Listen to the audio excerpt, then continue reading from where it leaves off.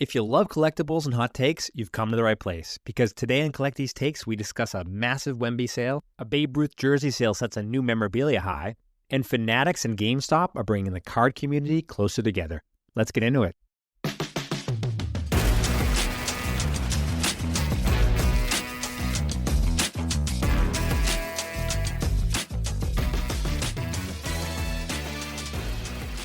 All right, we're back for episode 3. Jord, how you feeling? Feel great. 3 down. I mean, we're basically pros at this point. I'm waiting for our world tour to start. Not quite that famous just yet. But you know what? I always sit here and enjoy talking hobby. So even if we don't even get big or popular, I don't care. Because you know what? I have fun doing this. We'd be talking about this anyway. So what's the difference between hitting the record button and throwing a camera on and just doing what we do anyway and sharing it with the masses? If anything, it just has me, it's helping my neck because I'm not looking down texting you. So I can now sit up. Good point. Good point. Yeah, so now, no more technique. Yeah, so yeah, now I'm just talking with you on camera, Kev. Love it. Love it. All right, so let's jump into it, right? So first topic of the day, let's talk about the massive Wemby card sale that just took place. So if you didn't hear the news, there was a recent sale for $860K on Wemby's one Panini Prism Nebula Choice Prism. It was a PSA 9, and it sold for $860K and $100 at Golden Auctions. So I saw this on social media getting blasted everywhere. But what I was so surprised to see is that this went up and was for auction after the season ending injuries. Like after he got shut down, this still went for this much money, which I'm absolutely shocked. What do you think, Jared? Do you think that they still should have went for this? So this may make me sound like a hater, but I am shocked because the thing that always worries people about these big men is their health, and blood clots are no. I know. I know. That's the other thing people aren't talking about enough. I don't think is it's not like he tore his pec muscle or shoulder. He has a blood clot. Blood clots at 24. I get worried about my heart at 36. When we play 2 hours of basketball, right? So, getting a blood clot at 24 when you have a 7'5" body and there's already, one of the biggest knocks against Wemby is his size. He's kind of skinny. So the guy's got to put on weight and with blood clots, you got a lot of stuff going in. And obviously there's, sports scientists, but I don't know, I'm not rooting for Wemby to be a bust, but these are early signs in year 2 that would have me worried, especially if I just paid $900,000 for a card and the guy is out with clots. I know. So obviously they still believe in the player and think it's going to only go up from there. And look, he's a generational talent. And by the way, neither one of us are doctors, so we have no idea what that means. But I think. Wait, what do you mean? I'm a doctor, Kev. Oh, you are Dr. Jordan now? Yeah. Yeah. Okay. Yeah. Right. Yeah. I didn't realize that. Yeah. Sports doctor. Yeah. So here's the thing, though. It's when you hear about, it's a knee issue, right? And sports medicine these days, he can recover, he can bounce back, and there's not really too many issues. Pitchers have Tommy John surgery, they come back, they're playing better than they did before. People tear their ACLs, they come back, they're better than before. But when you hear blood clots, if you're not in the medical field, you just don't even know what that means. Is this life threatening? Could this shut him down? What does it mean? You just don't know. That uncertainty would have me very skeptical on spending $900K on a 101 Wemby card. My first thought was honestly Yao Ming. I remember when he was coming out, because this giant dude, Yao Ming was what, 7'2", 7'3", 7'4", used to body Shaq around, and then his body broke down because of the massive amount of weight he would have to carry, and he couldn't handle it. And I instantly thought about that. Yao Ming to me is always a big what if. You look at those Tracy McGrady years when they were awesome. And what if Wemby slowly starts dipping into that what if category? Right now you have him paired with Chris Paul and then De'Aaron Fox. Could Wemby be a big what if guy? If he starts having these body breakdown issues, every couple of years. Yeah. And I obviously wanted to see how it affected the rest of his card market, right? So I looked at a quick search of let's look at all Wemby cards sold over the past 2 weeks with a minimum of 50 total sales. And a majority of his cards are still up. Like they're still pretty standing pretty still. Some of the cards are down. So it seems like the hobby is split, right? So half the people think that probably not a huge issue. The other half think like, oh, I want to get out of this. This could be a potential monster issue, right? So they seem pretty split down the chain where you got like some price changes going up 100% and some price changes going down 20 or 30. So everyone seems kind of split on this, but I think this was the same. Someone told me this. I don't know if this is true. That Chris Bosh had the same injury, and like Chris Bosh had the better career than he did if it didn't happen to him. Chris Bosh had it late in his career too. Okay. Yeah, happened like on the Heat after everyone left. So like again, kind of worrisome. Like if I'm again, I'm not really a doctor, but like, I might sell Wemby. Like I think you're going to get the max value for him right now, and wait to see. Maybe go back in the Wemby game in a year or two. But right now, I'm a little worried as a Wemby card holder. I'm holding him. I'm not buying. I'm not panic selling. I think I'm just holding Wemby because again, the guy's still young. He is definitely considered to be a generational talent for sure. So definitely have that there. But at the same time, Wemby's out for the year. What do you think that does for his trade value or his market value, card value? Oh, I think it plummets it. But the thing is, what people are saying is because the Spurs aren't planning on making a deep run in the playoffs. Like, why wouldn't you just tank now, get your chance at a lottery, and maybe you get Cooper Flag? So imagine that team stacked, right? Like, I mean, we talked a little about him last time, but like then you create that Tim Duncan, David Robinson type Spurs team. Crazy. You have De'Aaron Fox who can play that Tony Parker role, and then you're just looking for your new Manu Ginobili. And then you got a new little dynasty. Who knows if Pop's going to be the coach, but I'm skittish on Wemby right now because of this. And there's something about big men. I think back to like a Greg Oden, like these guys who have all the promise in the world and their bodies just fail them because like it's almost like the human body shouldn't be that big. Oh, the Oden name scares me so much, right? Like, could he be that? And if he's that, like, think about all the money the hobby is throwing on. I'm not trying to freak everybody out that's listening right now, but freak them all out, Kevin. Someone's got to be the adult in the room. It's crazy, man. It's crazy. I'd be very, very, very nervous. I'm still going to hold. I'm not completely giving up on my Wemby just yet. I'm still definitely going to hold, but can't be feeling too good about the Wemby market these days. But we'll continue to monitor and see how that progresses for sure.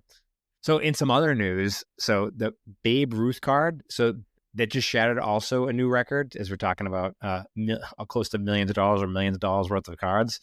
The Babe Ruth, and I want to get this right, so I'm pulling up the exact numbers. The Babe Ruth's memorabilia continues to set a market record where he had his called shot jersey from Game 3 of the 1932 World Series, and it sold for a record-breaking $24.12 million at the Heritage Auctions. And now this makes it the number one most expensive sports collectible ever sold. That number is crazy. Do you think that's an individual buying that? I don't think there's any information that comes with this, but do you think that's a person buying that, or is it a group? I've always wondered that too, Kev. Like, is it like a VC who's like, hey, like I'm going to flip this, or I'm just going to put it in our lobby? Or like, is it like, just some like psycho Yankees fan who's spending, like, how do you have a conversation with your wife? Because I'm assuming, like, oh, this person, I don't like this. I feel like this is a high, him or her is a high net worth individual. That you go to like, hey, I just spent $1 million on a jersey I will never wear for a guy I never watched, because you're not alive if you saw Babe Ruth play baseball. I mean, yeah. I mean, it's tough. I mean, it could be someone's when they were a kid. Maybe it's a hero growing up, right? But even then, like 1929, you're not alive. 1932 anymore. Or 1932, right? You're not alive. Calculate, right? So let's just do the math quick, right? So 2025 minus 1932 is what, 93. Yes, you're 93 years old and you're dropping $1 million. All right, fine, do it. Like you can't take it with you, but like it's just a wild move because like, especially where like how much the game of baseball has changed. Like, Babe Ruth isn't hitting home runs today.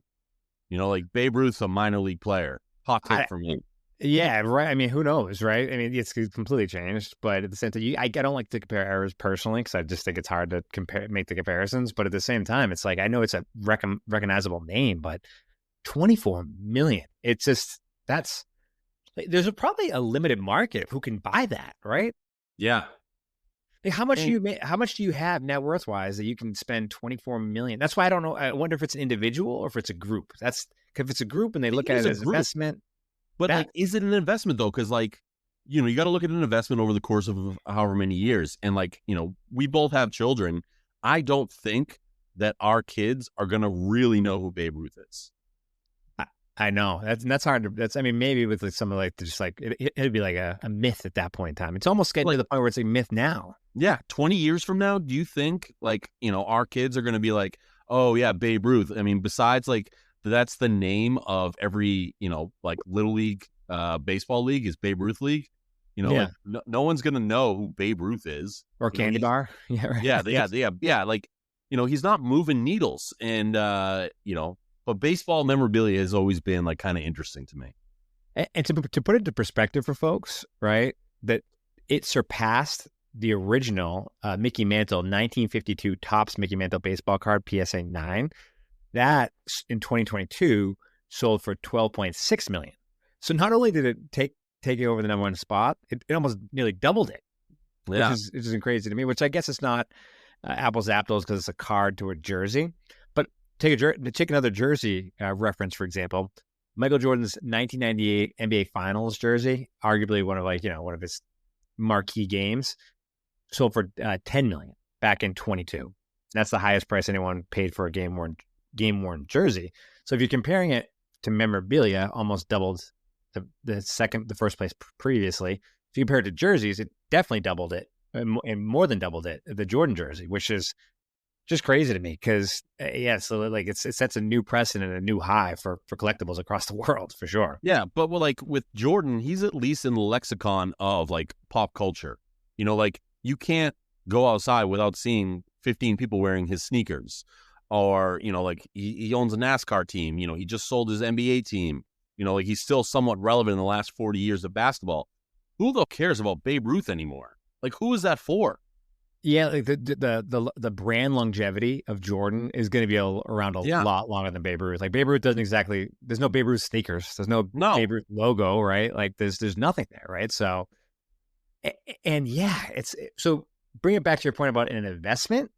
Like, can that, like, if you're making any type of investment and it's not personal to you and you want to see a return off that, are you getting a 20, 30, 40, 50% return off that $24 million jersey? I don't know. Are you reselling that for $30 million? Because I have to imagine if you're going to, like, you want to resell it for $30 million. Are you getting $30 million for a Babe Ruth, jersey that you're, is, like, what is that paying off? It's very confusing to me. And baseball, it feels like, has the most memorabilia just because the game has existed for so long and there's so many, like, big moments of, like, a long time ago. But, like, that's just, I don't know. Hey, spend your money where you want, but that's a weird one. Yeah, but it's like, I'm always wondering, like, yeah, it's like, is this both literally and figuratively a dying investment, right? Because, like, if they think the sport and then they also think that the name, yeah, if you're looking for a return, I don't know. But again, maybe this isn't a person that's looking at it from an investment standpoint. Maybe it's personal to them and they couldn't put a price on it and that drove up the auction, right?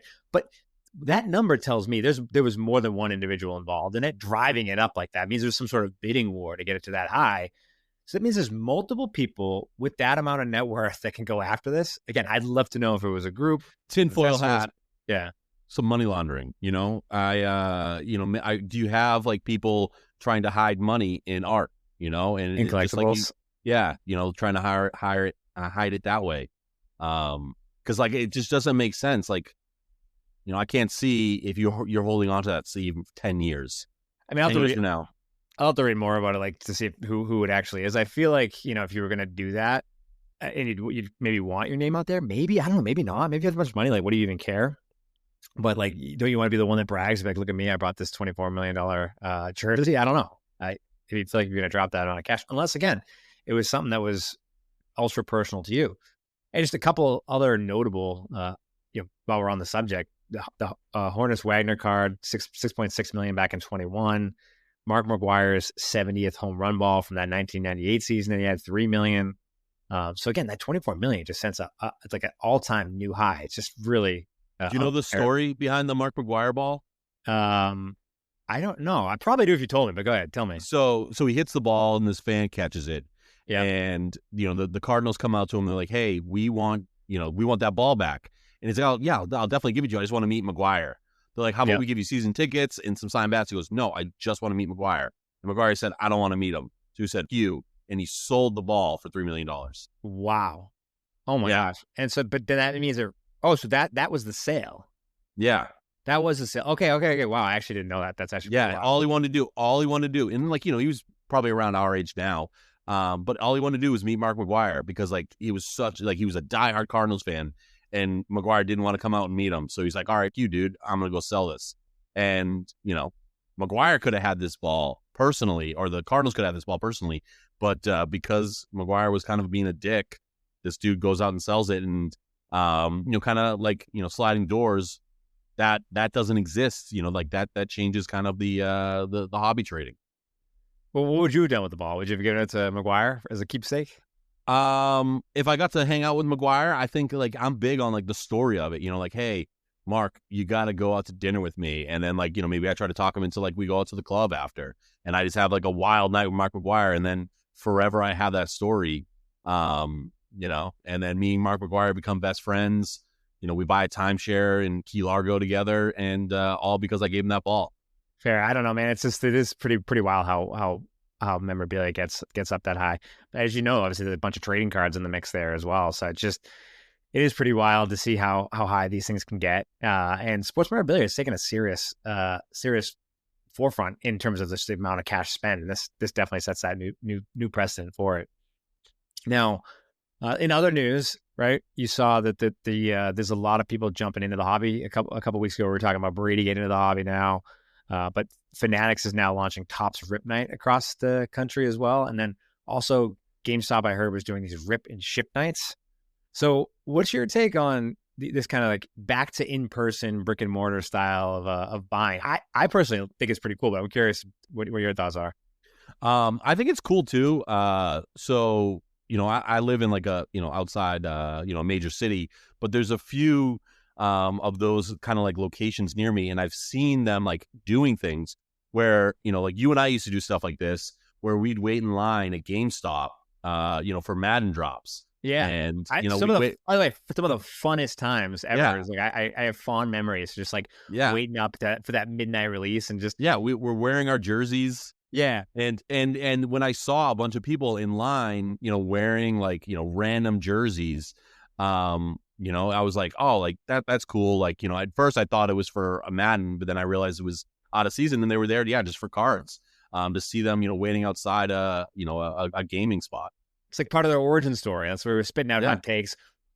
These warm summer nights, late August. Yeah. I'm wearing coming out wearing a Mike Vick jersey, and you have like a Seahawks Jerry Rice jersey. Yeah. And we're just waiting to go back to my mom's basement to play Madden at 12:30 a.m.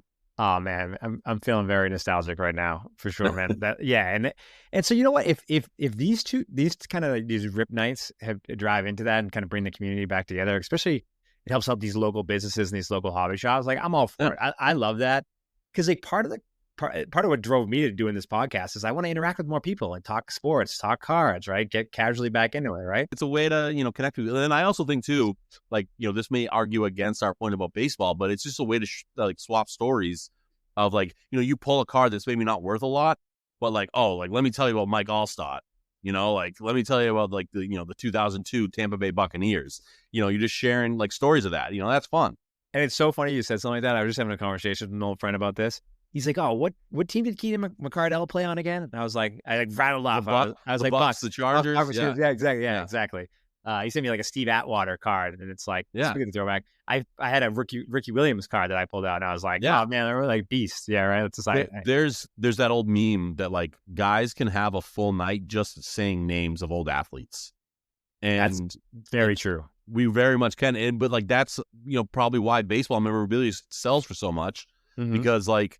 I think of like random 2003 Red Sox. Like, hey, remember Bill Miller? Like, remember like Kevin Millar? Like, those aren't big names, but like, if I had the opportunity to buy the whiskey bottle that they passed around in the 2004 World Series, I might buy it for a couple $1 million. Yeah, a couple million. You got that cash? No, I don't. No, we need sponsors. So yeah, but the cool thing part of it too is like it allows like the local card stores to benefit as well, which I don't know. People go back and forth on like whether local card stores are going to be around long term, especially with all like the online breaking and the social media scene that's coming about. So I think it's a good little way. Plus all the retail big box stores that are getting more and more shipments of cards. So I think it helps out the local card shops and the local businesses as well, which is awesome. Those are some of the funnest, coolest people you can ever chat with, who've been, especially those who've been in business a long time. I'm just thinking of my local card shop. It is that way, but there's a lot of them across the country. I know. Well, I was gonna say, I think like there's gonna be opportunity for the right business people to create good card shops because like people, like we just had this, nationally, like, shop local day. And, you may not want to go to a Barnes and Noble or a Target or like they even sell them at the movie theater now. You want to go to like a well put together local business. Exactly. Yeah. And plus, like, you're not going into a Barnes and Nobles or a Walmart, opening up a pack and then looking around you and being like, look what I just pulled. Like everyone's going to look at you like awkwardly and be like, what is this guy talking about? Right. Yeah. But if you're in a local card shop with other collectors that are like-minded and you do that, like you can meet new friends, spark up a conversation, right? It creates this moment, which again, I'm all for. Yeah. Once you open the Cards with Kev, card shop, people are going to be lining up to hang out at your card store, Kevin. Yeah, but like, so I'm not shocked GameStop is jumping into it as well because like, so for games, right? Games, I could see that industry going more digital, right? And cards and trading cards and memorabilia, that stuff is more like personal. You got to hold it, touch it, feel it, be in person to actually see it. So GameStop's getting in the action now, and they partner with a PSA, which is a grading company that you can grade a lot of your cards and memorabilia, autographs. They do a number of different things, right? And they have these nights where it's like rip and ship. So you show up to a GameStop that night, open up trading cards. Like the Pokemon scene is huge. Like Magic the Gathering scene is huge, growing massively. But they also have sports cards, other cards like WWE cards, all there too. And if you pull something cool, they offer a service that you can just ship it right in and get it graded and sent back to you, which is kind of cool as well. So I wonder if they're going to package it. I don't know if they're doing this, but my hesitation or frustration, I do this all the time, is sending into PSA cards. Like it costs a lot of money. Like right now, I think the cheapest you can send in like modern sports cards is $20 a cards, and they want a $20 minimum. So like for me, I'd need 20 cards that I'd want to get it shipped into grade, plus have to spend $400 on a minimum size order, which to me, it's like I got to kind of wait up and save. Then what you got to wait 90 days to get it back. So I'm wondering if, because GameStop is going to do this in mass, can they offer some sort of like pricing and discounting, right? So if they could, you can go in there, buy a box, they profit, but they also get like a discount because they're bulk sending into PSA and the partnership that they have. And to me, it's kind of a good little deal that they have there. Plus, it brings the community element into it, like we were just talking about. Educate me here, Kevin. How long does it take, like truly, for them to like inspect a card to grade it? Like, what's the time? So you can pay for that if you want it to be done fast. There's all types of break points, right? Like you could do, if you wanted to come overnight, it could be like a couple $1,000s, right? But you can get it back maybe like a week, rushed ordered, right? But again, it's going to cost you. But the average medium kind of bulk trade grade type of thing, that's usually around like, I don't know, you can get specials down to $12 a card to $20 a card, just rough estimates. It changes. They have seasonal deals that go on all the time. But again, the typical turnaround time is like 60 to 90 days. So a little bit of a risk there. So say you pull this incredible auto of, say, a brand new studded rookie coming out, and while the season's going on, you ship it in. A week goes by, that rookie gets hurt and he's out for the season. Like you sent it in, you paid to get it graded with the intent of flipping it, and you're kind of out of luck here now, right? So it's like there's a timing element to that thing, and also too, it's like there could be some market saturation. Like right now, I just looked at a recent chart, and Wemby's still the number one person that's getting graded at this point in time. So the more people that are grading Wemby cards, there's just going to be more of Wembys out there that are graded, and that is going to obviously cause the prices to go down because there's just more available. So, it depends on a lot of different factors, but I think it's cool that GameStop is making it easier and more accessible to the average collector. Like that's the important thing to take away from this. Yeah, no, I think, it sounds like there needs to be like either more technology or more resource to get this done faster, so you avoid those like my dude just blew out his ACL. Yeah, because I've gone exactly. Yeah, so that. But again, they're taking in so many cards. Like the hobby is growing quickly. Yeah, and they're processing. I can't even guess how many cards they're processing on the week by the week. But the process isn't I mean, it's easy once you've done it once, but you have a very expensive card in your hand. You're doing this for the very first time. You got to ship it in the mail. Do I get insurance? Do I not? Did I send the right person in? Did I sort them all right? Do I have it in the right card saver, the sleeve? Is that all correct? Is it packed securely? Did I send it to the right place? Right? It's kind of nerve wracking. And then they got to wait 60, 90 days to get it back or to figure out whether you did it right or not. They'll help you out. But at the same time, once you've done it once, it's not bad, but it's a daunting task for someone to do it who's just getting into the hobby. And again, my main point here is that the fact that GameStop is going to make that easier, it's a win-win for both collectors and them. All right, so let's shift gears though. Let's jump into our 3 up and our 3 down. And we were looking at 14 days, minimum 100, 200 sales of cards that are taking place in the hobby, or trading and price changing in the hobby. And number 1 on the list, based off that search, is Jaden Daniels. So Jaden Daniels coming back. His base cards up 48%, and a couple of other cards are up pretty high as well. A lot of base, and I think obviously it just speaks to the people who are bringing up a lot of Jaden Daniels and trading him out. But obviously that awesome run is impacting it as well. What is your take, Jordan? So we talked a little about this, on our last run, but Jaden Daniels, he has very much that like calm demeanor. It's going to be curious for me, like when he like kind of hits that Lamar Jackson like ceiling of great seasons and can't win in the postseason. Will he still have the same value? Because he is a game breaker. Like obviously incredible rookie year. I'm a Pats fan, so I'm comfortable with Drake May. But I think there's probably 25, 26 other teams out there that would take Jaden Daniels in a heartbeat. Mm-hmm. And it makes sense for him to see how this run. But, year 2 is going to be big, because he could also have a less than stellar year 2. And then I imagine all those people are like, oh yeah, dude, but you got to remember, and I got to remember to do this more just to help kind of share my knowledge. The hobby loves speculation, absolutely loves speculation. So it's the chase of the unknown and what this person could be. Is this a generational talent? Is this the next Pat Mahomes, right? Is this the next Brady? Which blasphemous to even mention those guys in the same sentence. But at the same time, like people love the chase. People love the unknown. And plus this recent news about Deebo Samuel being traded to the Commanders. I saw something even just this morning where it was like, it didn't change their Super Bowl odds in Vegas at all. After the trade happened, stayed exactly the same. They're still plus 1,800.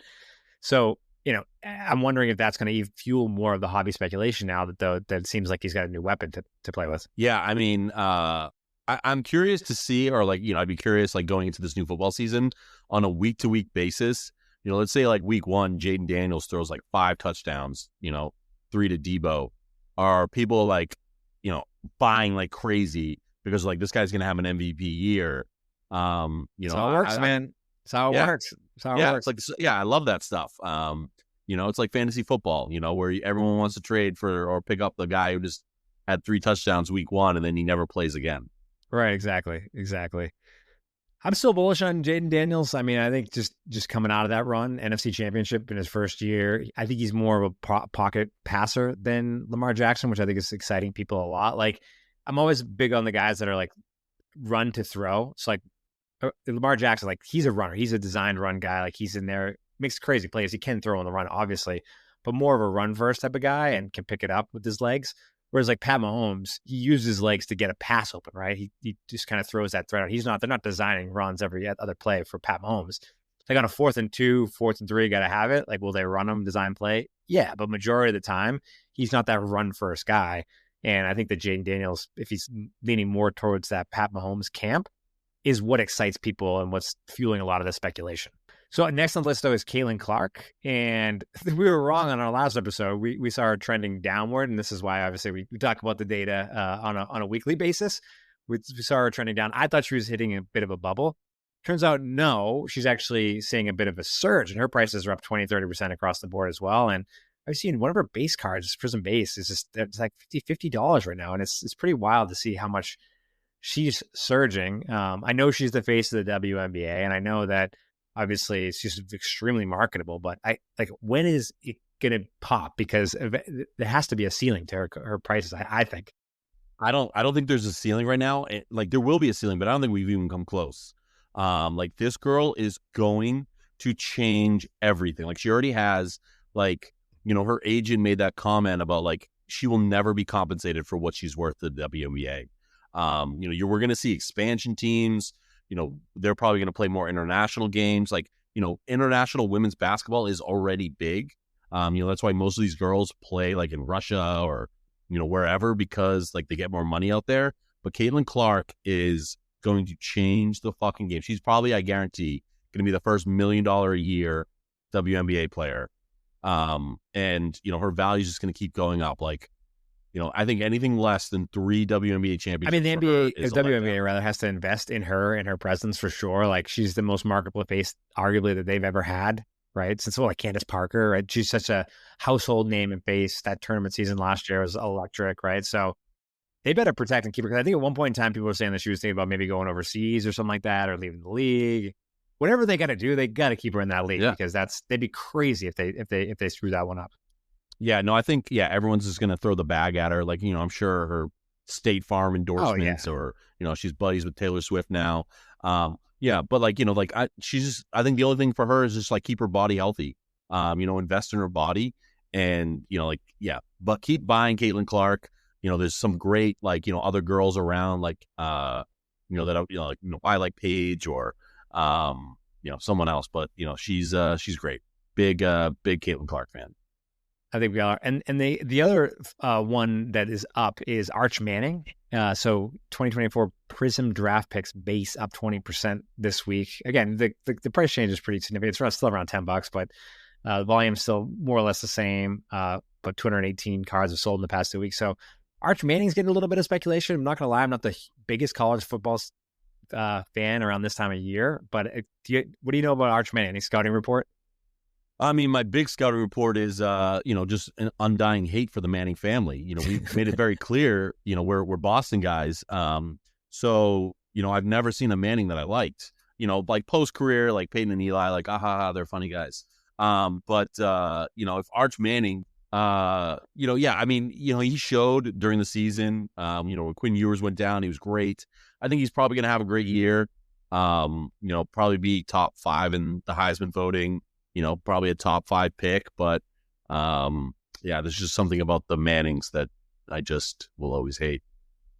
Yeah, no, I definitely share in the Manning hatred. But my take is like speculation, QB speculation. People love the QB coming out of college that is on the rise and could have potential. So I think people are probably scooping him up. On the downside, if you think about people that are trending downward, Cooper DeJean is down 60% over the past 14 days. So what I think happened with Cooper DeJean is like football. They had the Super Bowl high with him, and they just probably panicked, bought him, and had a bunch of speculation, thought he might blow up, but probably a little bit of buyer's remorse now that he seems to be trending down. His base Prism card is down 60%, probably because people just probably bought it and then now offloading it, so the price has dipped down immensely now that the Super Bowl media cycle has dropped as well. This is actually this is actually a funny one too. I guess the Jason Kelce 2025 Topps first pitch inserter variant was selling decently, but it dropped 50% in price.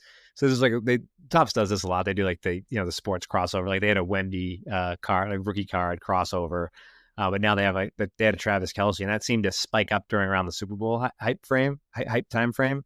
And this one dropped about 50% in value. So not shocked about people offloading that card either. There's also some, obviously, so Caitlin Clark's market is surging. There was also some news that came out this week, too, around Logan Paul potentially selling his $5.3 million Pokemon Grail card. And so if you don't know Jake Paul, boxer, famous YouTuber, and he set the Guinness World Record for the most expensive Pokemon card ever sold. And it's this gold Pikachu that's extremely rare. I think it's a 1-on-1 that he wears in a chain around his necklace. He wore it to WrestleMania. He was recently posting on social media that he is putting it up for sale. Do you think this thing retains value? What do you think this is worth? Do you think it's worth 5.3? So I was never a big Pokemon guy. I actually, growing up, used to get in trouble for taking my brother's Pokemon cards and putting them in the bathtub. Oh, no. I was a real heel. But Logan is also a heel. So anything these guys touch turns to gold, even when they're just snake oil salesmen. Like they got their Lunchables and their Prime, and it's all scam companies, but their value keeps going up. So yeah, it probably retained its value. Someone probably pays big money for it. But yeah, I have a lot of opinions on Logan Paul as a wrestler because, as you know, Kev, I love some wrestling. I know. And so this card is extremely rare. So I just looked it up. Only one has ever been produced. It's a PSA 10. He built this whole social media campaign prior to WrestleMania, and bought it for $5,275,000. And he owns the Guinness World Record for the most expensive private sale of a trading card. So he's the Maverick. Yeah, enlighten me though. Does he wears that at WrestleMania? Does that make the value go up? So this was an old WrestleMania. This was a couple of years ago at WrestleMania that he wore that. Yeah, I don't know what. And I think like that just like that's just him. Like we say, you buy these expensive things. What do you do with them? Do you put them in your living room? Do you he's going to wear it. How else are you going to show people you just bought a $5 million card? You wear it around your neck at an event that has 100,000 people at it, that has 5 million people watching it. He's kind of, he's taking it out right there, and he's showing us how big it is. See, he bought it in April of 22, which coincides with the WrestleMania time frame. So he bought it right before WrestleMania 38. But what I'm saying is, does it increase in value because he wore it at WrestleMania? And do you think he resells it for $10 million? No way. I honestly talked about it earlier. I just don't believe that. I'm going to say if he actually sells it, if it sells for less than $8 million, I would be shocked. And I know nothing about Pokemon. Nothing. I played Pokemon Go with everyone else, but I know nothing about Pokemon. If this card sells for less than $8 million, I will be shocked just because of how big the Logan Paul is. Oh, it's definitely a rare sought after card. Pikachu is one of obviously the. But I'm just saying him. I think he can drive the value up. Yeah, but just because of who he is. Yeah, him. He gets it. He gets it pushed over $8 million. I don't think he gets. I wonder why he's flirting selling with it now. I don't know. Do you think he can make a guest appearance at WrestleMania again this year? Oh no, he is a full-time wrestler, Kevin. Oh, so he's in. He's the. Wait, am I thinking? I'm thinking of Jake Paul. I'm thinking. I got the. Jake Paul's the boxer. Jake Paul's the boxer. Oh, Logan Paul. Okay, Logan Paul. Okay, see, this is Logan Paul wore it. Yeah, so Logan Paul wore it. Logan Paul is a phenomenal wrestler. Okay, he is the perfect heel. So if you think back to Eddie Guerrero or Razor Ramon, these just perfect heels, that is Logan Paul, because everyone hates him personally. His videos, his just who he is, everyone hates him. And he plays into it. Last night was Elimination Chamber, and he was real to the crowd. He's flipping them off. They're all chanting, "Logan, we hate you, Logan." This is a crowd in Toronto, and they're all just yelling and arguing with him while he sits in the chamber and just tell him. That's awesome. That's awesome. I love the passion. I get into WrestleMania 50% once a year during WrestleMania. Well, this WrestleMania is going to be huge, Kevin. It's going to be the biggest WrestleMania. WrestleMania 41. It's the biggest WrestleMania, and I know you didn't want me to talk about it. We're going to talk a little about it. John Cena turning heel. What does that do to his value on the memorabilia market? You tell me. I don't know. I have no idea. What does it do? What does it do? John Cena, you know who John Cena is. He's he's a poster boy for nice guys. He has the record for the most Make-A-Wish visits.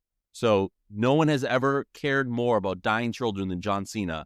And last night, he broke everyone's heart. I have to tell my son that John Cena is now a bad guy.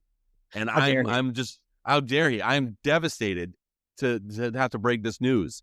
John Cena, his whole slogan is never give up, hustle, loyalty, respect. And John Cena and The Rock just bashed Cody Rhodes' face in as Elimination Chamber ended, because John Cena is now corporate Cena. And I was looking, and it hasn't moved much of his memorabilia, hasn't changed the prices, but John Cena being a bad guy, it's going to move merch at WWE headquarters, but I'm curious how it affects his memorabilia. All right, we'll check in on that one next week, because I'm actually curious to see how it is. This is fresh, hot off the press. It just literally just hot off the press. Yeah, this is bigger than when Hogan went heel in the early 2000s, late 90s. All right, I love it. We're going to check back in. And obviously, as we get closer to WrestleMania, we'll do a deep dive on wrestling cards just in general, because I know WWE cards are seeing a massive surge pretty recently. All right, let's get to the mailbag questions.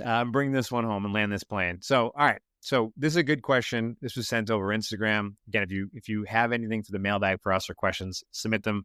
No such thing as a bad collect, no such thing as a bad take or a bad question. So drop us a email at collectthesetakes@gmail.com, or DM us a lot easier at Instagram at collectthesetakes. But the question we got on Instagram was, I'm a new collector. Should I buy a hobby box, a retail box, or just invest in individual cards? And I can take this one. Really simple for me. And it's do what you like. I know that's a high level overview. I know that's very cookie cutter, but the first question you got to ask yourself is, what do I want to do and what do I enjoy and what do I like? Because it's your money. If it's entertaining to you, opening products entertaining to you, do it. Now, that being said, if you want to be efficient with your money, then obviously you have the ability to go in and look at some retail boxes. There's mega boxes. There's options for everybody. You can definitely open up cards, but you got to know when you go into it that when you're opening cards, it's pure entertainment and you might get absolutely nothing. So you can spend $100, maybe get $5 back. You can spend $100 and maybe you hit this $1,000 card in there, right? It's definitely possible within retail, but know there's limits and know that you're not guaranteed to get what you want. So simple math, if you're going to spend $100 on a retail box, or you're going to spend $100 to go buy an individual card that you really, really want, buy the individual card that you want. Don't risk it on the box.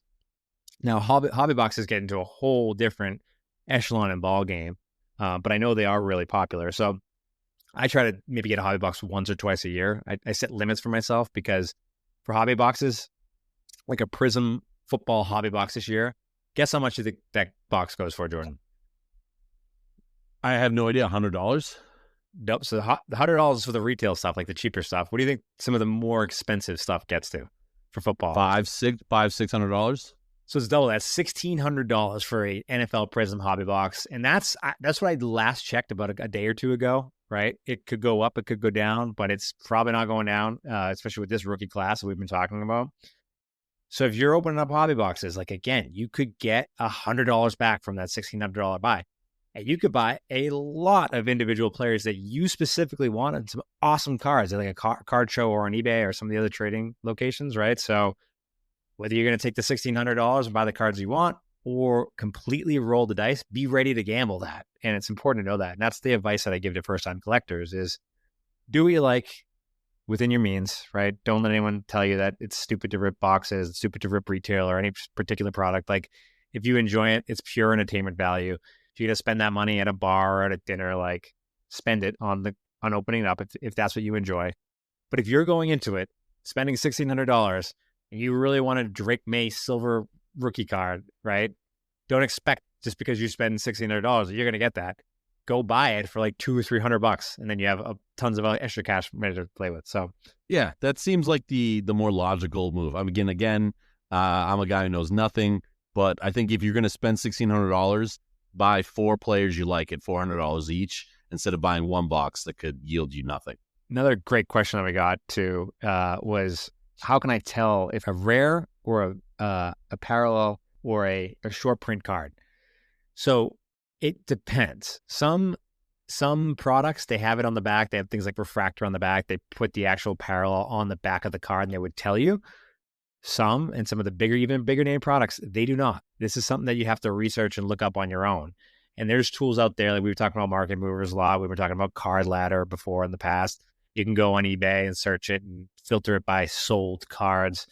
But yeah, it's important. There's websites like Cardboard Connection out there and a bunch of other tools. But it really is important to use the tools that exist out there. There's also card scanning tools, but they're not always 100% accurate. But the important thing is if you look up your cards, look it up on eBay, use the colors, use the tools that are out there to know what they are, and then you'll be able to know what you have. And if you want to DM it to us, I'm happy to answer it for you. So shoot us a DM, send me a picture of the card, I'll answer it for you as the friendly Collect These Takes account always does.